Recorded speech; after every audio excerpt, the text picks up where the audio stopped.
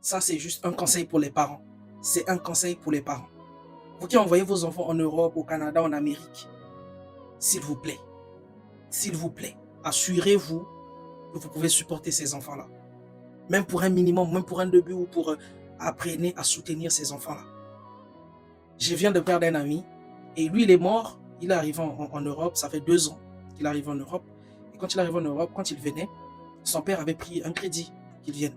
Donc, on se disait que quand il va arriver, ça va être facile pour lui. Il va faire de l'argent, il va remettre automatique et tout ça. Quand il est arrivé, il y a beaucoup de choses qui se sont passées. Il n'a pas pu rembourser cette dette-là parce que c'était pas facile pour lui. Entre école et beaucoup de choses, c'était pas facile. Et du coup, il a commencé à recevoir les appels des cousines, des parents, lui disant, mais ça fait déjà 2 ans que tu es là-bas, tu ne nous envoies pas l'argent, tu n'envoies pas ceci, tu ne nous aides pas, tu ne fais pas ceci et tout ça. Ça a commencé à choquer le monsieur. Ça a commencé à choquer le monsieur. Et on l'appelait, on l'harcelait maintenant au téléphone, tu n'es pas bien, les autres partent là-bas seulement une année, ils commencent déjà à aider leur famille. Toi, tu es là-bas, ça fait déjà 2 ans, tu n'aides pas la famille. Ça a commencé à, ça a commencé à lui faire mal, au fait. Et ensuite, on l'appelle un jour pour lui dire que non, la police est venue à la maison pour la dette que tu avais pris là et tout ça. Tout en sachant comme ça, là, il avait aussi une dette là où il vivait. Il avait déjà 2 mois sans payer. Donc, le propriétaire de la maison en Europe lui avait dit, tu dois déjà sortir. C'était pas facile pour lui. Il n'a pas pu digérer. Et il y a 3 jours avant, il m'a fait un message, qui nous avait tous fait un message, ses amis, et il a dit que désolé si je vous ai fait quelque chose de mal, moi aussi je vous demande pardon si je vous ai fait quelque chose de mal, je vous pardonne aussi si vous m'avez fait quelque chose de mal et tout ça. Je ne comprenais pas, j'ai essayé de l'appeler 6 fois, 7 fois, il n'a pas décroché le téléphone. Le matin, j'ai essayé de l'appeler, rien.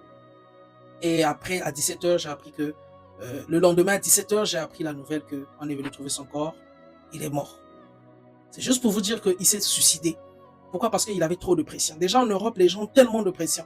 Quand vous ajoutez encore une autre pression, ça va devenir terrible. Là, il est décédé. Pour envoyer le corps de l'Europe jusqu'en Afrique, c'est beaucoup d'argent.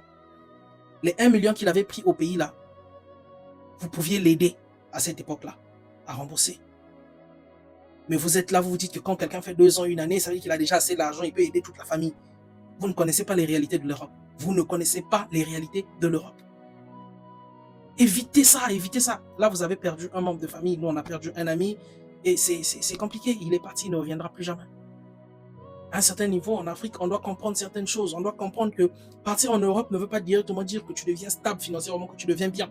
Ça ne veut pas dire ça. Et je vois beaucoup de gens se dire comme ça aussi. Ah, depuis que tu es parti, tu ne nous gères plus. C'est comme si depuis que tu es parti, tu es devenu bien, ta vie a changé. Donc toi aussi, tu es là, tu te bats, tu te cherches aussi. Tu te cherches, tu as des factures, tu fais ceci. Mais sauf que toi, tu te plains pas, tu es calme dans ton coin, mais tu subis. Tu subis.